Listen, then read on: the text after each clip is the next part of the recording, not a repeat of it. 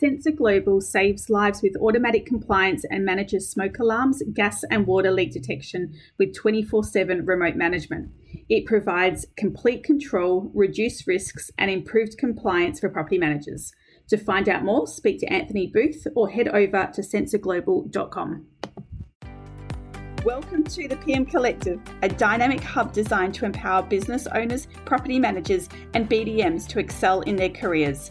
Through access to intimate conversations, cutting-edge video training, mental health support, and unparalleled motivation, our community is the ultimate destination for individuals seeking to elevate their professional lives to new heights. So sit back, relax, and enjoy our next conversation on our weekly podcast, The Art of Property Management.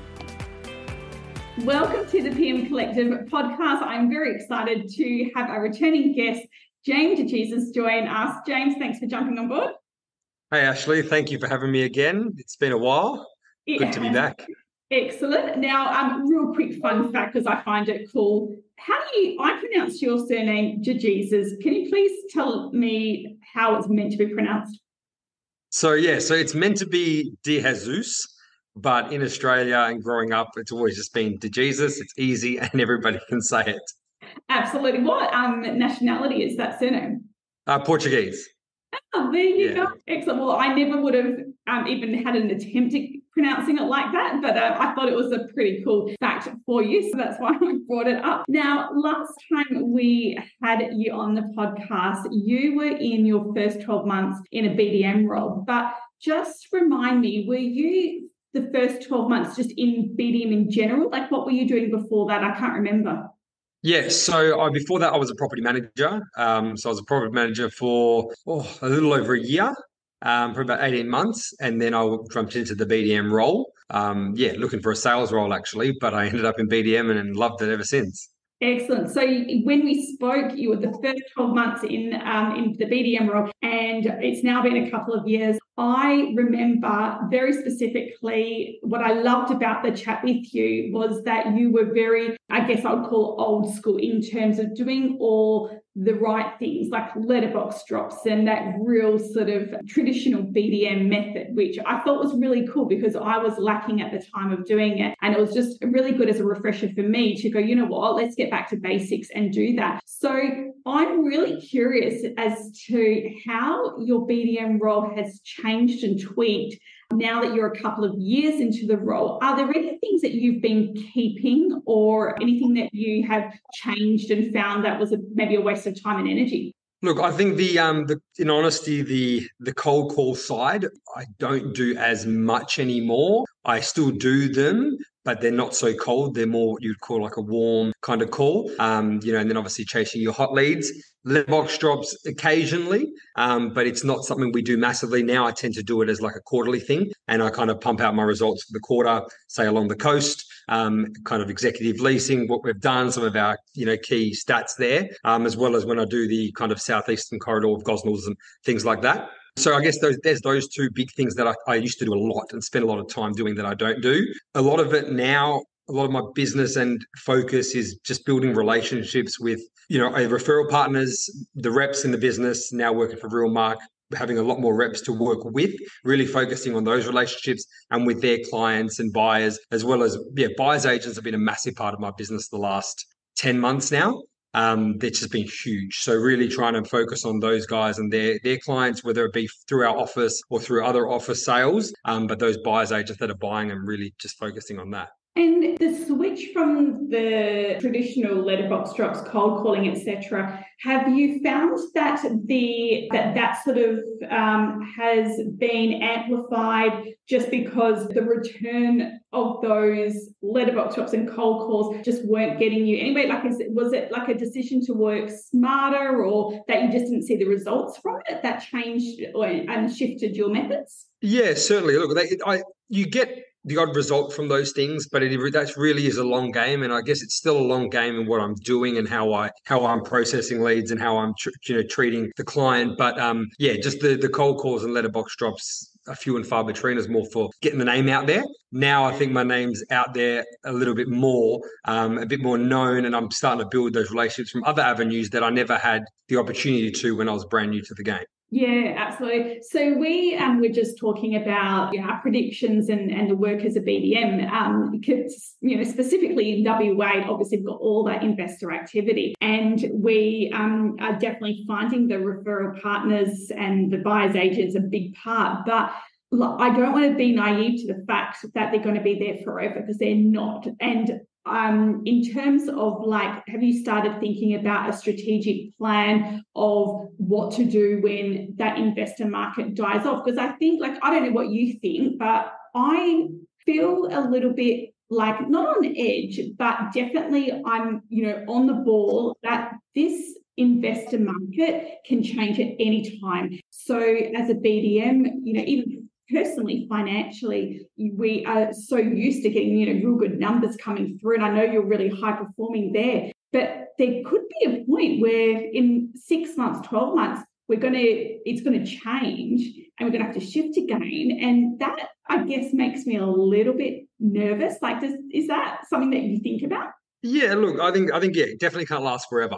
It's all great and fun and games right now, and it's crazy busy, and you go, wow, you kind of keep your head above water. But I think, look, my thing is really I'm trying to keep the reputation of myself as well as the business with the local, kind of investors and people in the areas that I work a lot in, to being more your go-to. And I guess that's all through, yes, branding and your letterbox drops and things like that, but just keep giving people updates, every kind of quarter, every 6 months, depending on their circumstance, and keeping that constant communication with the communities that I work in so much. I think that's really what I'm trying to do now, while I don't have too much time to really pour into it, but still trying to put some time into that, because this will change one day. Yeah, and I like that you said that you did change the letterbox drops, for example, down maybe instead of instead of monthly or fortnightly, you've changed that to quarterly. So you're still doing it, but you've just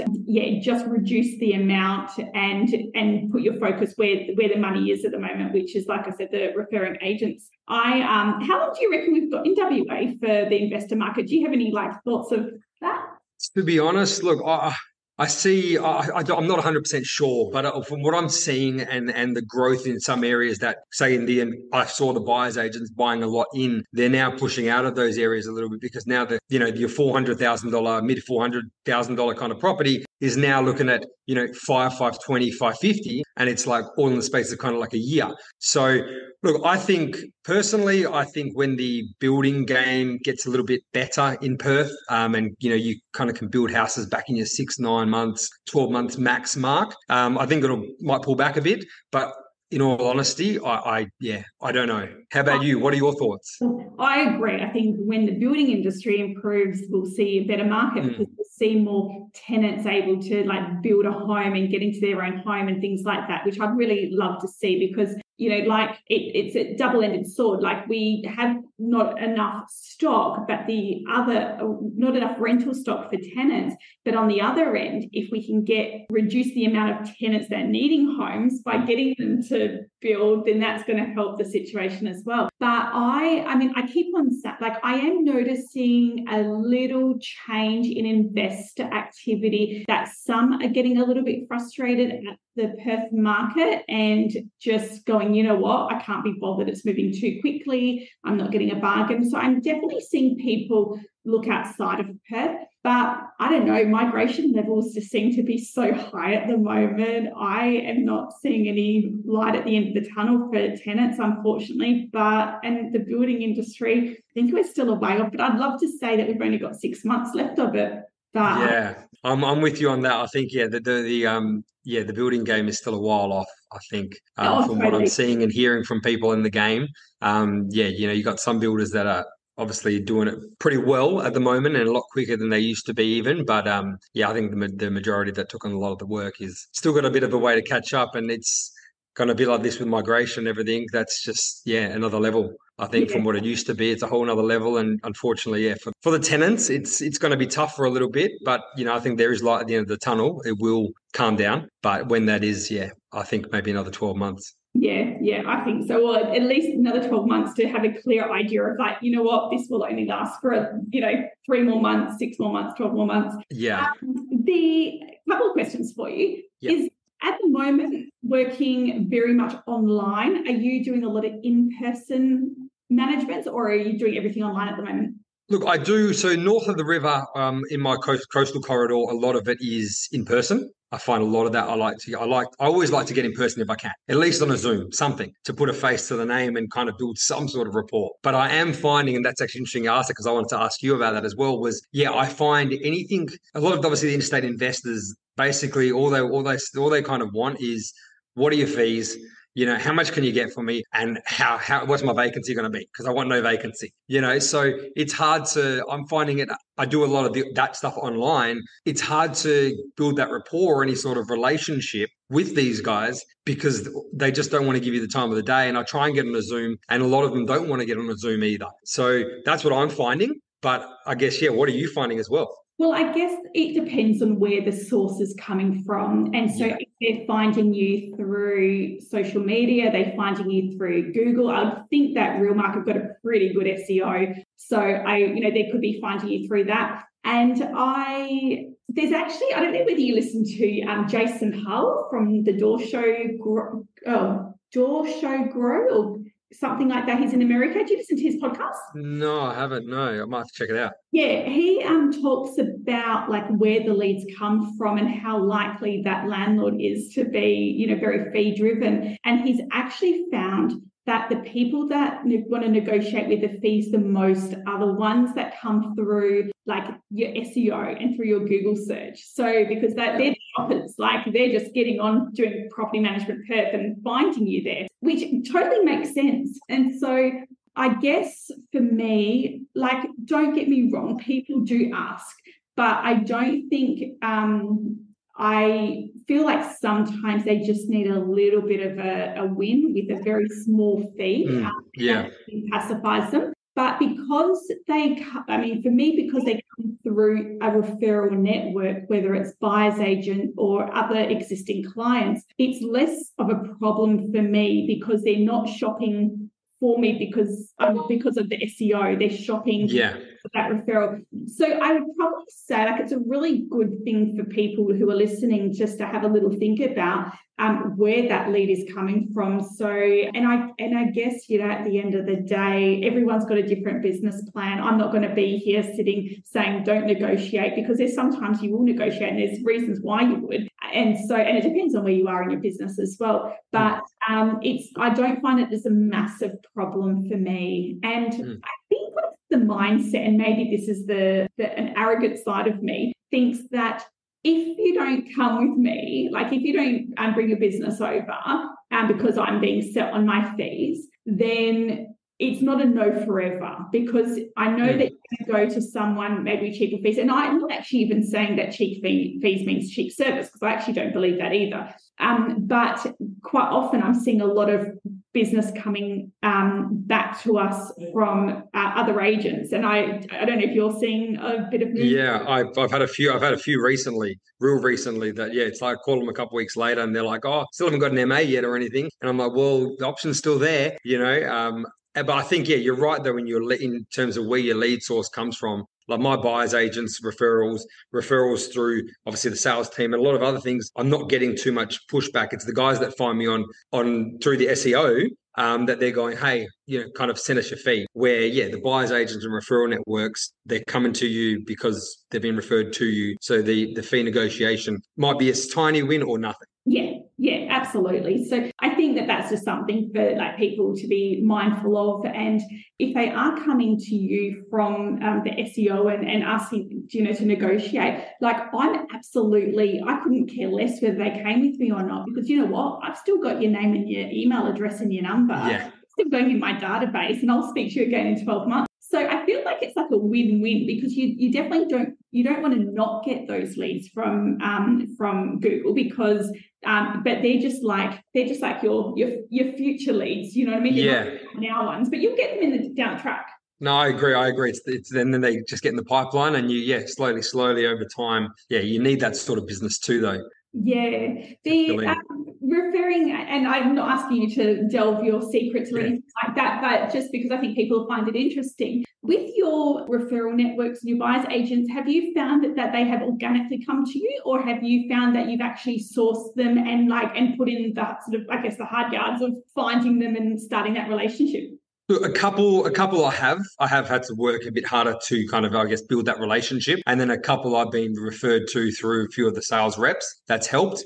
So I just get my foot in the door, and then I've nurtured and kind of built that relationship with them since I've been at Realmark, which has been really, really good. So I'm not just getting the leads from the reps, I'm getting them from other agents that they're buying the property and doing all the walkthroughs and all, that kind of fun stuff, pre-settlement and pre-purchase. But I love it. It's, to me, that's kind of the fun of the game, seeing different things and what's out there. And it certainly helps having an award-winning team and the likes of Shane Beaumont and all that in your team, because there's, definitely he's seeing and getting hit up by so many investors right now. He would be such a source for a database.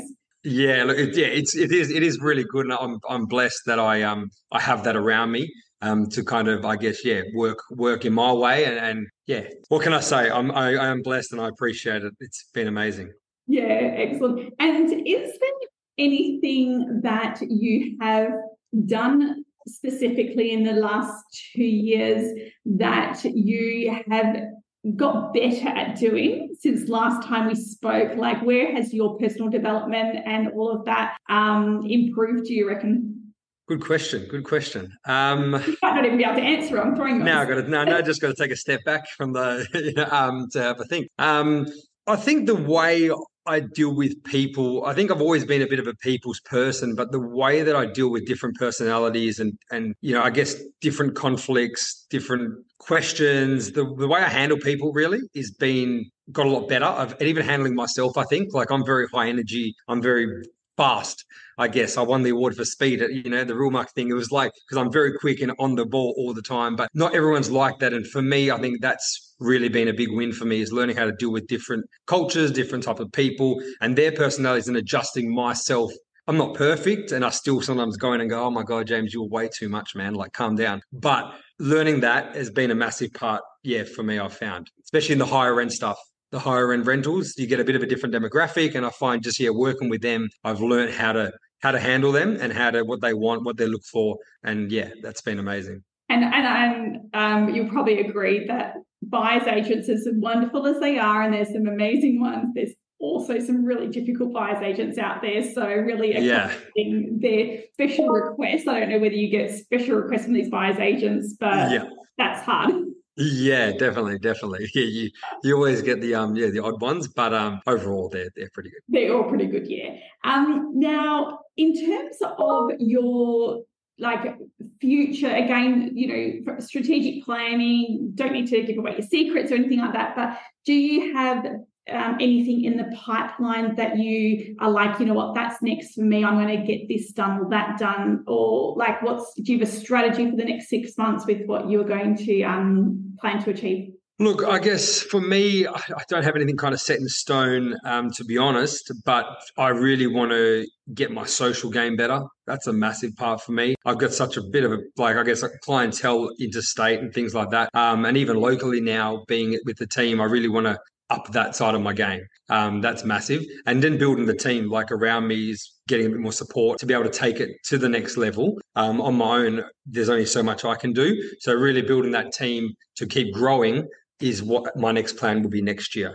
Yeah, in terms of a team like a VA or an assistant? Yeah, in terms of, So I got a leasing agent who's a gem and is awesome at what she's doing. But having someone that can do more of my admin, help with my admin stuff, even with, some prospecting kind of side of things, but be another BDM, another mini James that helps me out and we run around together and, try and take this thing to the next level. Because you're covering all Perth at the moment, aren't you? You're not doing just north or south? Yeah, the whole lot. Yeah, so all up the coast, down, kind of Gosnells, Armidale, Treeby ways. I'm stretched at the moment a little bit, but I'll make it work.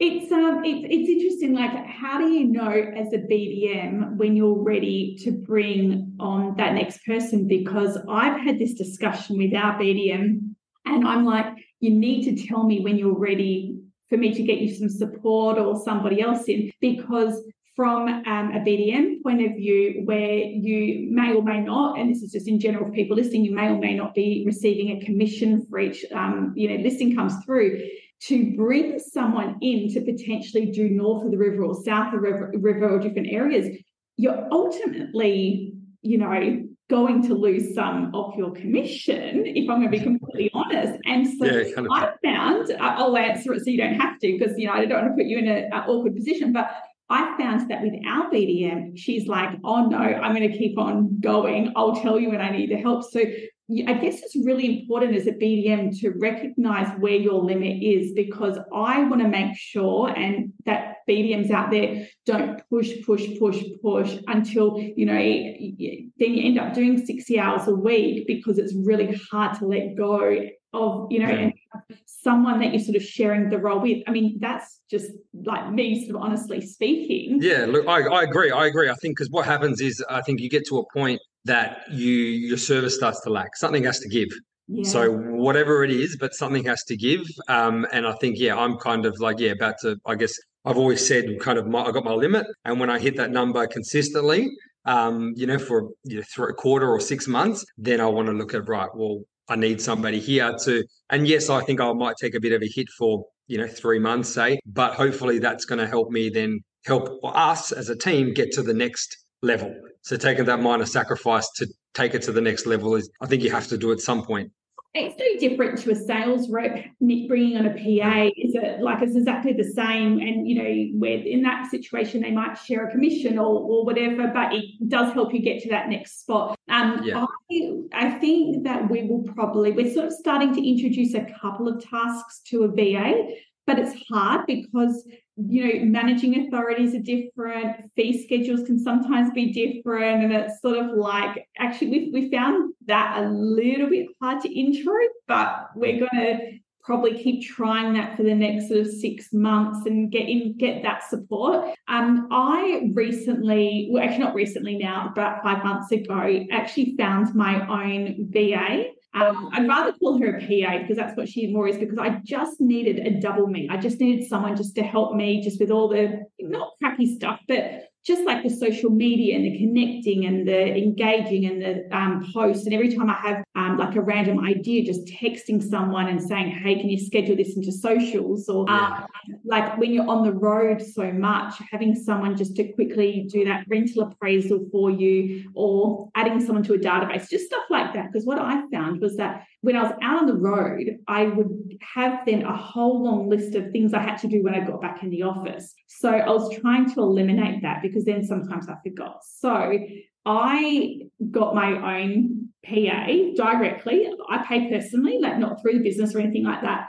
And she helps me hugely. And I have to say, like for me, it's worked really, really well, even if it's just to help with your social. So like I do I still create all my own content, but sometimes just being able to message someone, say, hey, can you schedule this in there? It's just so much easier and has really cleared my mind and, my brain space to not have that constant to-do list. And, I need to post again, I need to do this, I need to do that. Not sure, because one thing I have noticed really great with you is I have been noticing your social media, and you have been posting, I've seen the properties and all of that you've been posting. So it's definitely coming up and I'm seeing it. So that having some support with those random photos of you and your videos, I don't know if you agree. Videos or not, but just flicking that to someone. But you might even have a marketing person in your office that can do that. I don't know. But I agree. I agree with you big time. When you're on the road and you've got then you're getting calls bombarded to you, you've got all these things going on, and sometimes you're on the road all day. Like you get home and it's like, okay, right, now I've got to do my whole to-do list, you know, and it's like, wow, okay. I feel you're 100% on that.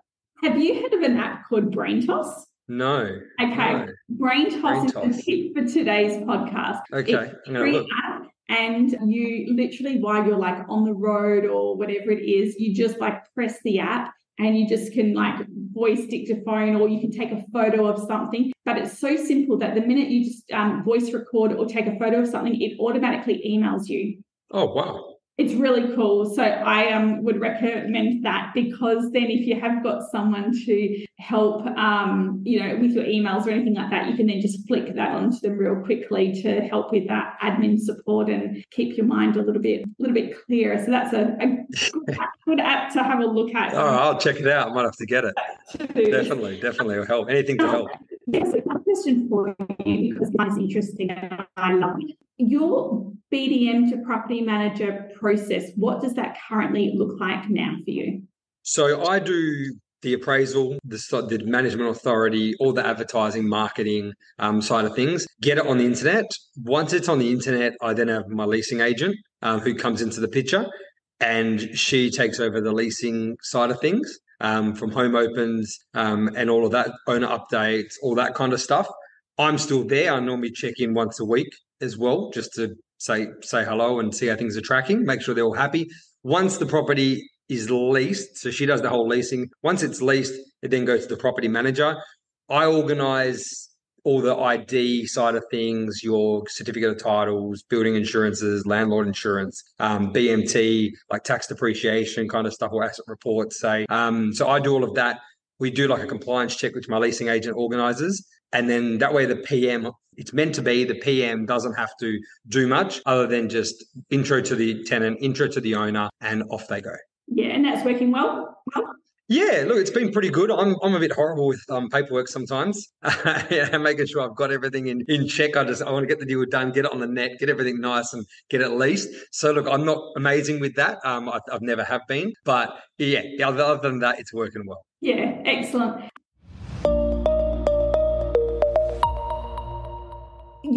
So we've talked about the predictions. What's next for you? You've got your personal goals, and so over the next 12 months, you would like to see maybe the team being built a little bit, another person on the team. Do you get a lot of like renovations and project management?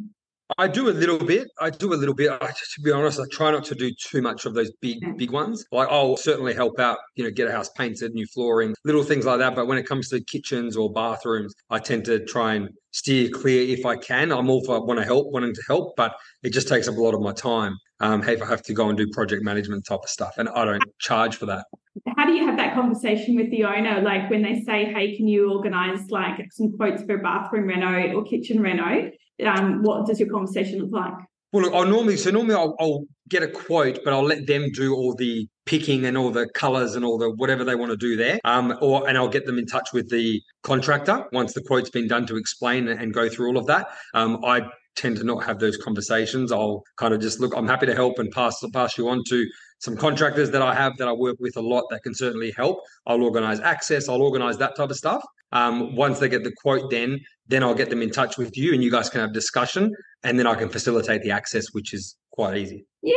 Okay, that's good. That's probably one of our pain points at the moment. We've got a lot of properties that need work done to them. Yeah. So we're just implementing a charge for that now. And hopefully the charge will be, it'll allow people to go, you know what, we'll just do it ourselves to avoid paying, ideally, because that's just, a pain point for us. And taking that on, because it's very, very time consuming, and it's a kind of year as well. Sometimes the trades in Perth they're just expensive. I mean, it's not their fault; they're just expensive. Yeah, they are. And then the time takes, the delay in it as well. I got a couple of trades that I use that are really, really good and quick, and they'll kind of do a lot for me, which I'm thankful for. But if I have to go to anybody out of those couple, it just takes so much time. And like I like to go to someone that, it's not a kind of a one-stop shop, probably isn't the way, but they've got a few different trades within their business that can do the whole kind of job. So if you wanted to do a bathroom, they've got people that can do the tiling, they can do the plumbing, they can do the shower screens, they can do all of that. So you go to the couple that are one-stop shop kind of people, they get you the quote, and then it's just easier doing it like that, I find, than getting a separate tiler, a separate painter, separate, shower guy, personally. Yeah, absolutely. All right, so we have gone from regular cold calling and letterbox drops. We have been fluid and moved with the times into the referral agent market. And obviously that goes without saying that is performing really well. That is our update with you. And I'm really excited because I think we should just make this like an annual thing, because it's really cool just to see how things change, make sure we're consistent with what we're doing as well. Like I said, last time we spoke, that was when I was like, I need to get on to doing letterbox drops. James is doing it. I'm not doing that, and I'm actually starting that next year. So it's taken me that long to get on board letterbox drops, but I'm going to start doing it because we need to start looking for 6 months, 6 months ahead, how it's going to change, because like you can see just from speaking to you, things change so much with our marketing style and all of that. We do have to stay very fluid to it. And I'm really excited and curious to see like what the next year is going to look like for the BDM role, how it's going to move, like what are we going to have to be doing next and connect to next to, keep and maintain the level of management we're currently bringing in, and like whether that's sustainable or not sustainable is going to be really, really, really interesting, I think. Yeah, definitely it is. It's going to be, I think it'll be an interesting ride and journey over the next year as we navigate through everything. I think it's, but I'm excited. It'll be good. It'll be good. Hopefully it's a cracking year. Yeah, absolutely. Well, I look forward to chatting to you again in a year's time with your progress and see how it's all going. And it's been a pleasure to have you on the podcast again. So well done. You're going very, very well with your BDM work. It's really great to watch you as well. Thanks very much, Ashley. I do appreciate it. Pleasure talking to you.